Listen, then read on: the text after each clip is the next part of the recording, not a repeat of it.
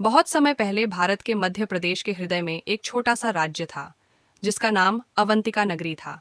और वहां के राजा का नाम था राजा हरिवल्लभ। यह राजा युद्ध में औसत, राजनीति में साधारण और कला में बिल्कुल ही निपट अनाड़ी था। लेकिन एक चीज में उसका कोई मुकाबला नहीं था, बातें लंबी और बोरिंग करने में। कहते हैं उसके दरबार में जो भी मंत्री आता, राजा उसे घंटों तक पुराने करों के हिसाब, अनाज के गोदाम की लिस्ट और साल दर साल होने वाले बैलगाड़ी मेले के टिकटों का हिसाब सुनाता। मंत्री बेचारे आधी बातें सुनते सुनते नींद में झूलने लगते और कई बार तो बैठक में ही खर्राटे मारने लगते। राजा का यह स्वभाव पूरे राज्य में मशहूर था। एक बार पड़ोसी राज्य ने हमला किया, लेकिन युद्ध भूमि में पहुंचते ही दुश्मन सैनिकों ने राजा की युद्ध की तैयारी का इतिहास वाला लंबा भाषण सुन लिया।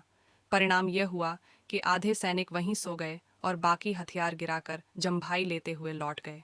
राजा हरिवल्लभ को लगता था कि उसकी यह आदत एक वरदान है। रात को जब उसे नींद नहीं आती तो वह खुद को पिछले 25 साल के टैक्स रेट और गेहूं की कीमतों का इतिहास सुनाता, और देखते देखते उसकी आंखें भारी होने लगतीं। धीरे धीरे उसका मन खाली हो जाता, सांसें धीमी हो जातीं और वह गहरी नींद में चला जाता। लोग कहते हैं राजा का असली राजमहल सोने का नहीं, बल्कि उसकी बोरिंग कहानियों का था, जो सुनते सुनते हर कोई नींद में डूब जाता। शायद यही कारण है कि उसका नाम इतिहास में कम और नींद का राजा के रूप में लोक कथाओं में ज्यादा मिलता है। अगर आप भी अपनी आंखें बंद करें और राजा हरिवल्लभ के सालाना अनाज भंडारण रिपोर्ट सुनने की कल्पना करें, तो शायद अभी इसी क्षण आपकी पलकें भारी होने लगें, सांसें गहरी हो जाएं और आप भी उसी शांति में खो जाएं जिसमें सदियों पहले उसका पूरा राज्य खो जाया करता था।